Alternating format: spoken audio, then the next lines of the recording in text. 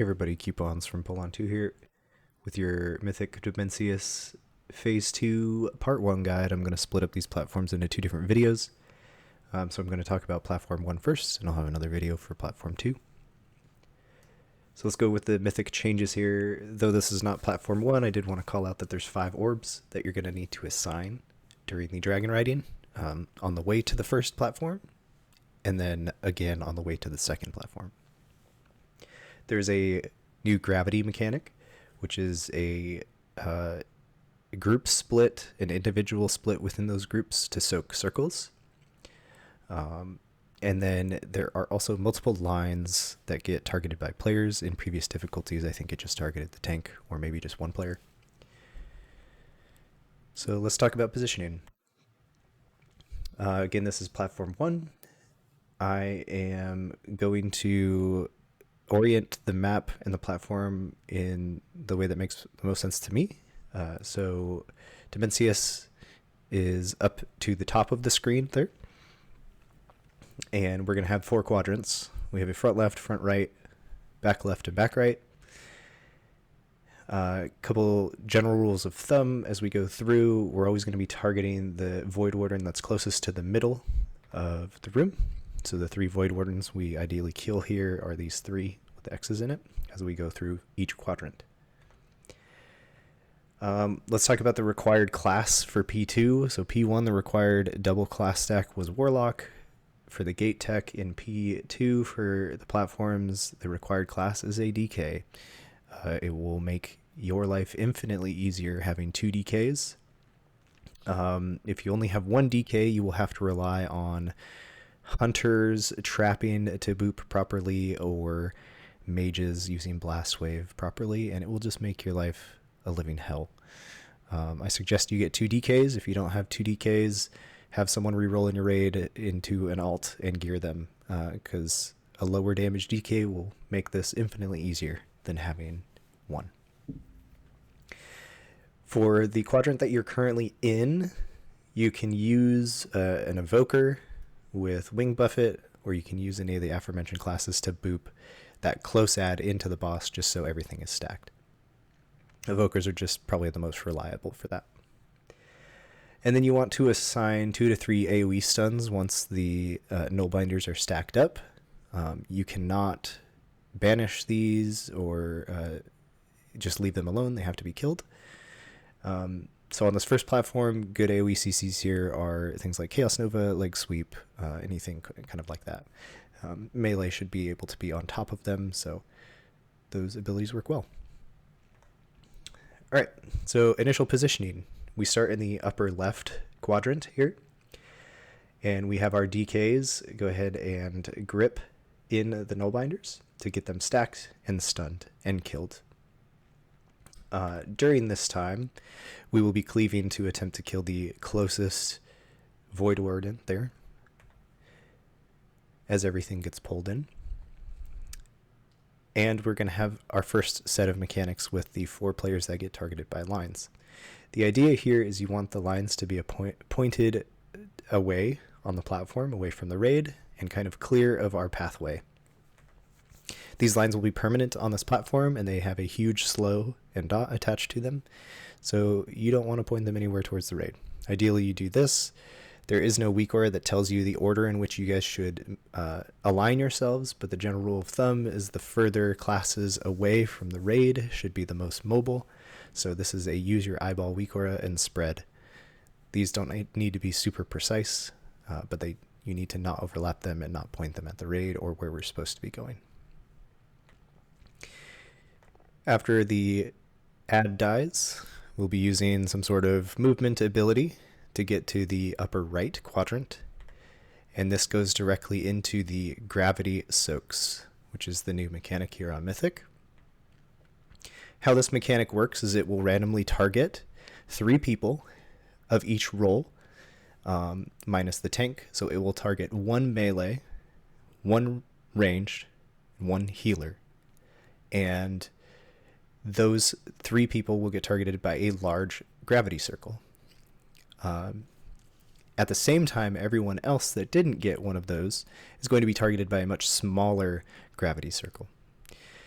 So how this works is we will form a line with very specific assignments. You have the melee being the most southern one there, the healer being in the middle, and the ranged being far. And these are very specific. This is going to be the line spread. And excuse the meteor as it goes by, as that's part of the mechanic of why we're lining up over here. And I'm going to zoom in a little bit more to kind of explain this, because it's a very important mechanic in P2, and this is also something that has to be replicated in P3. So explaining this well and understanding this well is going to be probably your best point of preparation for P2 to be successful in the least amount of pulls. So again, this is the inline set. We have all three spread groups in a line. There's a melee soak on the left, the healer soak on the right, or in the middle, and the range soak on the right. And again, to orient yourself, Demi is over there on the right, just how I oriented this picture for us. What you want to do is assign very specific personal assignments here. Each person within this circle has a small circle around them, except for the main person that has the big circle. And so those little circles need to not overlap each other. The tanks can overlap each other because they're tanks, as you can see, where they're positioned. But everyone else is going to be equally spread within these circles. Okay. These are going to be assigned via a weak aura that tells you to go to which soak. And your position within these soaks should be the same every single time. So one thing to understand here is you'll notice there's a person stacking in the center of these large circles for each set. Those center people will always be the center anchor for that circle. So if I assign my one ret paladin to be the melee soak middle person and have a mark on them, it makes it very easy for the melee person that gets targeted to go just stack on my ret paladin that I've dedicated as my anchor person for that melee soak. And they won't kill each other because the small circle and the large circle don't do a lot of damage when overlapped, right? So you can have two people stacked in the center as long as one person has that overall group soak and the other person has the individual spread circle. And that's the same for all three of these groups. So assign a trustworthy person to be that anchor and mark them for all three groups. Mark one melee that you trust, one healer that you trust, and one range that you trust to be that anchor person for each group. And if you get targeted with the big circle, you can just go stack on them because they're going to be stacking in the same spot every single pull. Now, one call out here is that in the healer soak, there's only 4 healers, so we have to assimilate some people from the other groups to go into there. In our group comp, there will be an extra melee and 2 extra ranged. And so it's very easy to handle this way, but those 3 people that are extra assigned in the healer soak need to understand that if they get targeted with the large soak, the large group soak, they need to go to their anchor point for their respective role. So if, say I have a rogue assigned as that melee person in the healer soak, if they get targeted by the large circle, it means they were chosen as the melee soak. So they need to go and put their circle on the melee soak. So those 3 extra people in the healer section, you need to be trustworthy of to know that if they get targeted with the large group soak, the large gravity, that they're going to have a change in position and be the center and go stack on the anchor point of their respective role. Hopefully that makes sense. So I'm going to continue on. So we do that soak, and then we go into our next line set and our first wins. During this soak period, your warlocks are going to be carrying the damage on the Voidwarden here.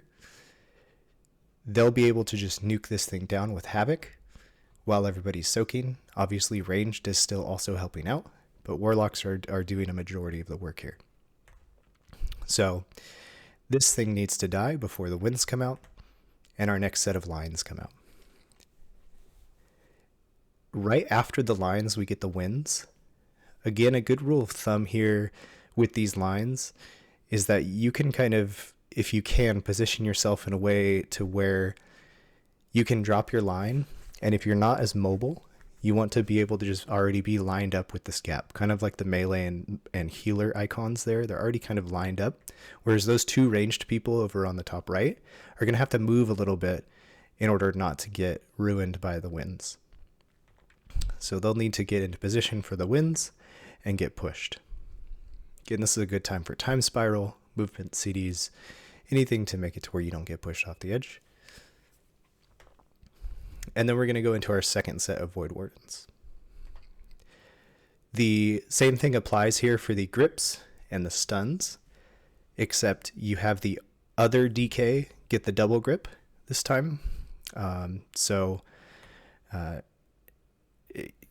Just to make sure your DKs know which ones they're gripping in what null binder set. And during this time, we're cleaving the closest Voidwarden to the center to give us space for the next movement.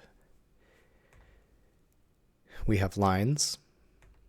Make sure you take them out. Same rule applies. It's basically the exact opposite as the very first quadrant. Once that dies, we need to get away from the meteor. We're getting across to the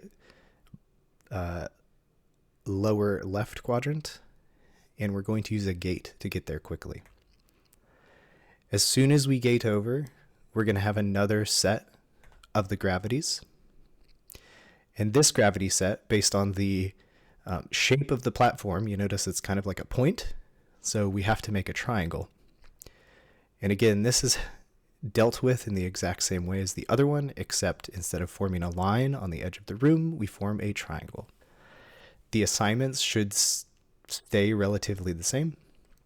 As we're spreading to do this soak, we get our meteor, blows up the half of the platform, and then we go into our next soak, right? Again, for orientation, Demi is over there on the left here. The melee group is the closest one to that Voidwarden wall. The healers are on the front right, and the ranged are in the back. You can literally assign the exact same spread positions within these circles again. Just know that the general location for melee, healer, and ranged are in this particular orientation for this triangle soak. And just as a final thing here, this is kind of an example of where I would put these classes as my anchor points and my spread targets for this. At this point in the fight, you're going to be pushing the main elemental here to phase to the second platform. So that is the entirety of platform 1. This video is hopefully not too long, so we can get the second portion of intermission out shortly. So thanks everybody. We'll see you in the next one.